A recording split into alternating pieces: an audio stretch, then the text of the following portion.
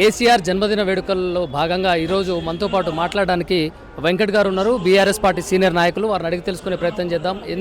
ఒకవైపు Congress party CM Revanth Reddy ఎలా కేసీఆర్ జాతిపిత అవుతారని చెప్పేసి అంటున్నటువంటి పరిస్థితి, దీనికి ఏమంటారు మీరు?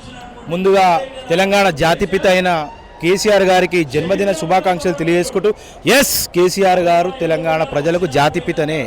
ఎస్ తెలంగాణ రాష్ట్రాన్ని సాధించినందుకు కేసీఆర్ గారు తెలంగాణ రాష్ట్ర ప్రజలకు జాతిపితనే. ఎస్ ఈ తెలంగాణ రాష్ట్రానికి కేసీఆర్ గారు నీళ్లు నిధులు నియామకాలు ఇచ్చినందుకు ఈ తెలంగాణ రాష్ట్రానికి కేసీఆర్ గారు జాతిపితనే. నీకు ఒక్కనికి జాతిపిత కాదు, ఓటుకు నోటు దొంగలో దొరికిన దొంగవు నీకు మాత్రం ఈ కేసీఆర్ గారి జాతిపిత కాదు. క్రిమినల్ కేసులు ఉన్న ముఖ్యమంత్రి అయిన నువ్వు, మీకు మాత్రం కేసీఆర్ గారు జాతిపిత కాదు. ఈ తెలంగాణ రాష్ట్రానికి నీళ్లు నిధులు నియామకాలు అంటూ ఈ తెలంగాణ రాష్ట్రాన్ని దేశంలోనే నంబర్ 1 స్థానంలో నిలిచిపెట్టినందుకు కేసీఆర్ గారు తెలంగాణ రాష్ట్ర ప్రజలకు ఎప్పటికైనా కేసీఆర్ గారు జాతిపితనే. కేసీఆర్ గారి తెలంగాణ ప్రజలకు జాతిపితనే.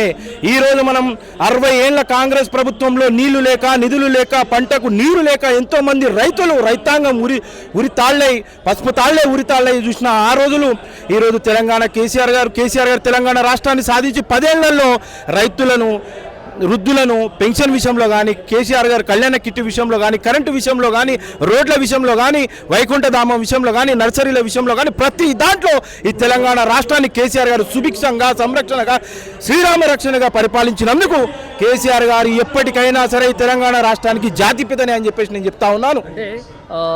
నేనే రాజు నేనే మంత్రి అని కూడా ఒక సందర్భంలో అంటున్నటువంటి సీఎం రేవంత్ రెడ్డి, దీనికి ఎలా అంటారు? మీ అభిప్రాయం ఏంటి? నేనే రాజు నేనే మంత్రి అయితే అహంకారం, అది పదవి అనేది తలకెక్కేసి అహంకారం అవుతుంది. అంటే ఇప్పుడు కాంగ్రెస్ ప్రభుత్వంలో ఉన్న వాళ్ళందరూ డమ్మియా? నేనే రాజు నేనే మంత్రి అంటే ఆయన క్యాబినెట్లో ఉన్న వాళ్ళందరూ డమ్మియానా?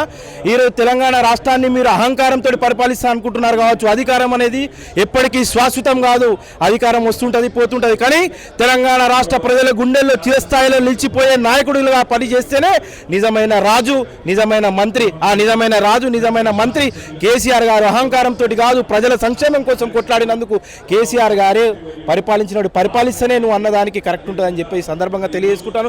ప్రజలకు మంచి చేసిన వాడినే రాజు అంటారు, ప్రజలను మంచి చేసిన వారికే మంత్రి అంటారు.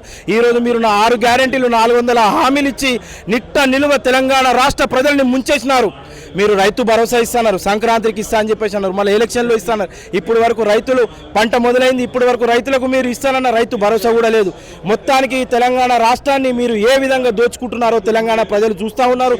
మీకు తొందరలోనే ఈ తెలంగాణ రాష్ట్ర ప్రజలు బుద్ధి చెప్తారు. రానున్న మన సర్పంచ్ ఎలక్షన్లో చూసినారు, మున్సిపల్ ఎలక్షన్లో చూసినారు, మళ్ళీ పార్లమెంటు అసెంబ్లీ ఎలక్షన్లో కంపల్సరీగా బీఆర్ఎస్ ప్రభుత్వం వస్తుంది. కేసీఆర్ గారు మళ్ళీ ముఖ్యమంత్రి అయి తెలంగాణ రాష్ట్రాన్ని మళ్ళీ ముందుకు తీసుకెళ్తారని చెప్పేసి చెప్తా ఉన్నాం. అంటే కాంగ్రెస్ పార్టీ గడిచిన మున్సిపల్ ఎన్నికల్లో మొత్తం మేమే గెలిచాము, బీఆర్ఎస్ పార్టీ పని అయిపోయింది అని కూడా కొన్ని చెప్తున్నటువంటి సందర్భం ఈరోజు మనం చూస్తూ ఉంటే ప్రతి జిల్లాలో మున్సిపల్ కార్పొరేషన్లో గెలిచిన మా బీఆర్ఎస్ అభ్యర్థులను ఎక్కడికక్కడ ఈ కాంగ్రెస్ గూండాలు అందరూ కలిసి మన బాల్క సుమనన్న గారి మీద ఈరోజు దాడి జరిగింది. దేనికి మీరు బరాబర్ గెలిచిరని చెప్పేసి అనుకుంటే, మీకు బరాబర్ సీట్లు వచ్చినాయి అనుకుంటే, గతంలో మాకు 95% వచ్చింది, మీకు 60% 55% వచ్చింది. ఇప్పటికీ కూడా తెలంగాణ రాష్ట్ర ప్రజల్లో కేసీఆర్ గారు ఉన్నారు కాబట్టి మాకు 30% వచ్చింది.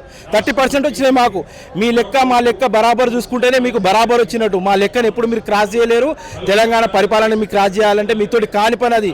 పరిపాలించేటోని చేతులనే అధికారం ఉంటే పరిపాలన అనేది మంచిగా సాగుతుంది. పరిపాలన గురించి తెలియని వ్యక్తికి తెలంగాణ రాష్ట్ర ప్రజలు హామీలను నమ్మి, ఉచిత హామీలను నమ్మి, ఆయన ఇచ్చిన అబద్ధపు హామీలను నమ్మి ఆయన చేతిలో ఈ తెలంగాణ రాష్ట్రాన్ని పెట్టిరు.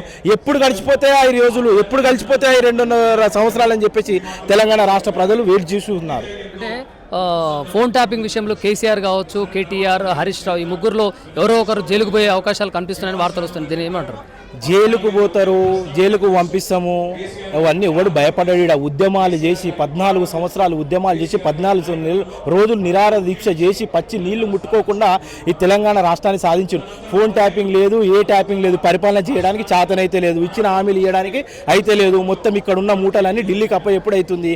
తెలంగాణ రాష్ట్ర ప్రజలు రోడ్ల మీదకి ఎక్కి అడ్డగోలు మాటలు మాట్లాడుతున్నారు. తులం బంగారం అన్నాడు, స్కూటీలు అన్నాడు, రైతులకు 10,000 రూపాయలు బిచ్చమన్నాడు. కేసీఆర్ సార్ ఇస్తున్న 10,000 రూపాయలు బిచ్చమన్నాడు. నువ్వు 10,000 రూపాయలు 10,000 అస్సలకే గతి లేదు, నువ్వు బిచ్చమని చెప్పేసి మాట్లాడినావు. ఫోన్ ట్యాపింగ్ లేదు, ఏ ట్యాపింగ్ లేదు. ఆల్రెడీ కేటీఆర్ అని చెప్పి లోటపీస్ కేసు అని చెప్పేసి కేసీఆర్ గారు గతంలో కూడా ఏంది వ్యాగి ఫోన్ ట్యాపింగ్ లేదు, ఏం లేదు. కావాలనన్నా మొత్తం కావాలని కక్షపూరితంగా చేస్తున్న కక్ష ఇది. వీళ్ళకు పరిపాలన చేయడానికి వస్తలేదు. వీళ్ళ దాంట్లో వీళ్ళకే పడతలేదు. కాంగ్రెస్లో ఉన్న వాళ్ళ మంత్రులకు, ఎమ్మెల్యేలకు వీళ్ళకే పడతలేదు. మన జీవన్ రెడ్డి గారు చూస్తున్నారు కదా, ఆయనే తిరగబడుతున్నారు. మన కాంగ్రెస్ పార్టీ అయినా మన ఆయనకు కాంగ్రెస్లో ఉన్న వాళ్ళకు మన సహకారం చేయకుండా ఇండిపెండెంట్లకు ఎట్లా సహకారం ఇస్తారన్న? అంటే నీకు రాజకీయం చేయడానికి రాదు, కేవలం కేసీఆర్ గారి మీద కక్ష కట్టి కేసీఆర్ గారి మీద ఏదో రకంగా జైలుకి పంపిస్తా అని చెప్పేసి ఆ కక్ష మీదనే తప్ప మీరు ముఖ్యమంత్రి అయింది తెలంగాణ ప్రజలకు మంచి చేస్తానైతే మీరు ముఖ్యమంత్రి కాలేదు. ముమ్మాటికి ఎన్నాటికి ఎప్పటికీ ఇంకెప్పటికైనా సరే తెలంగాణ జాతిపిత కేసీఆర్ గారే అని ఈ సందర్భంగా తెలియజేసుకుంటున్నాను.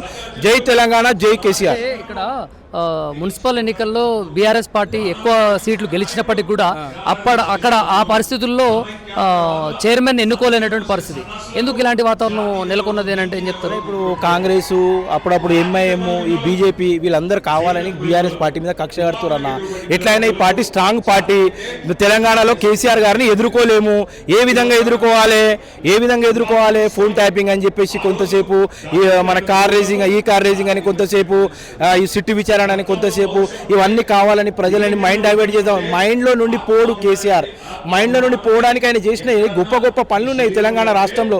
ఒక విషయం చెప్తాను, నేను చూసింది చెప్తాను. నాది చిన్న పల్లెటూరు అన్న. నా పల్లెటూరులో నీళ్లు లేకపోతుండే అన్న, రోడ్డు లేకపోతుండే అన్న, కరెంటు లేకపోతుండే అన్న. చిన్న వీధి స్తంభంలో ఒక చిన్న బల్పుట్టుండే అన్న. ఏంద్రా నేను చదువుకునే టైంలో ఏంద్రా ఈ తెలంగాణ రాష్ట్రానికి ఇంకెన్నడూ మంచి రోజులు వస్తాయని చెప్పేసి అంటే, ఒక రైతు తన పంట పొలం ఎండిపోయి కళ్ళకెళ్ళి నీళ్లు పెట్టుకుంటా ఇలా పైనకి చూసి అనుకున్నాడంట, ఓ వరుణదేవా, నా కన్నీటితోటైనా నా పంటని పచ్చదనాన్ని చేయవా, నా కన్నీటి దారతోటి ఈ పంటని నీళ్లు నింపవా అని చెప్పేసి వరుణదేవునితోటి ఆర్పించుకుంటుంటే, ఆ వరుణదేవుడు కరుణించి కల్వకంట్ల చంద్రశేఖరుని ఈ తెలంగాణ రాష్ట్రంలో పంపితే ఆ కాళేశ్వరం కడితే ఈరోజు ప్రతి జిల్లాల పంట ఎట్లా పండుతుందన్న? 10 సంవత్సరాలలో వరి పంట ఎట్లా పండిందన్న మన తెలంగాణ రాష్ట్రంలో? ఇప్పుడు ఎందుకు పండలేదు? అప్పుడు గతంలో 60 ఏళ్ళు ఉన్నప్పుడు ఎందుకు పండలేదన్న? బిందెడు నీళ్ల కోసం నా తల్లి ఎంత దూరం పోయి తీసుకొస్తుండే తెలుసా అన్న? ఈ తెలంగాణ రాష్ట్రంలో ఈరోజు రాష్ట్రం వచ్చిన తర్వాత ఒక్కొక్కరు కేసీఆర్ గారి మీద అనవసరమైన మాటలు మాట్లాడుతున్నారు, అడ్డగోలు మాటలు అన్న. నీళ్లు లేకపోతే బిందెలు పట్టుకొని గుప్పెడు నీళ్ల కోసం ఎంతో దూరం పోయిన ఈ తెలంగాణ రాష్ట్రంలో కాళేశ్వరం కట్టి ఇంటికి నల్లా తెచ్చి మహానుభావుడు అన్న. కరెంటు వీధి దీపాలు లేకపోతే, చదువుకోవడానికి వీధి దీపాలు లేకపోతే క్యాండిల్ పెట్టుకుని ఆ రోజులలో కిరసనాయిలతోటి ఉంటుండే దీపాలు పెట్టుకొని చదివిన రోజులన్నా. ఈరోజు తెలంగాణ రాష్ట్రంలో ప్రతి ఏరియాలో రోడ్లు, 24 గంటల కరెంటు, 9 నవమాసాలు మోసిన కన్న తల్లి తన బిడ్డకు జన్మనిస్తే కరెంటు లేక చెట్టు గాలి కోసము తల్లడిల్తున్న ఆ రోజులన్నా. అప్పటి రోజులన్నా చెట్టు గాలి ఎప్పుడు వీస్తుందా, నా పాపను జోలాలి అనుకుంటా నిద్రపుస్తామన్న రోజులన్నా అవి. అలాంటి రోజుల నుండి కేసీఆర్ గారు 24 గంటల కరెంటు తీసుకొచ్చి తన పిల్లలను, తన బాలింత తల్లి ఆ ఫ్యాన్ కరెంటు కింద చల్ల గాలితో పండుకునే రోజులు తీసుకొచ్చిందన్న. అట్లాంటి కేసీఆర్ని పట్టుకొని అడ్డగోలు మాటలు మాట్లాడుతుంటే వాళ్ళకి పుట్టగతులు ఉండవు, పురుగులు పడిపోతారన్న. ఈ తెలంగాణ రాష్ట్రాన్ని తీసుకొచ్చేందుకే కదన్న ఈరోజు మీరు వెళ్తున్నారు పదవులు. ఆ రోజు ఉద్యమకారుల మీద గన్ను పెట్టుకొని పోయిన చరిత్రని ఇది. ఆ రోజు ఉద్యమకారుల మీద కన్ను పట్టుకొని చరిత్రని, ఉద్యమాన్ని ఉర్రులెక్కించి తెలంగాణ రాష్ట్రాన్ని సాధించిన చరిత్ర కేసీఆర్ గారిదన్న. ఒకసారి ఆలోచించాలి. రాబోయే రోజుల్లో బీఆర్ఎస్ పార్టీ భవిష్యత్తు ఏ విధంగా ఉండబోతుంది? రాబోయే రోజులలో కాదు, ఇంకా 25 ఏళ్ళైనా సరే, 30 ఏళ్ళైనా సరే తెలంగాణ రాష్ట్రానికి బీఆర్ఎస్ పార్టీ శ్రీరామ రక్ష. రాబో రోజులలో భారీ మెజార్టీ తోటి పార్లమెంట్, అసెంబ్లీ ఎలక్షన్లో భారీ మెజారిటీ తోటి తెలంగాణ రాష్ట్రంలో బీఆర్ఎస్ జెండా ఎగరేస్తాం. మళ్ళా కేసీఆర్ గారిని ముఖ్యమంత్రి చేసుకుంటాం. Thank you.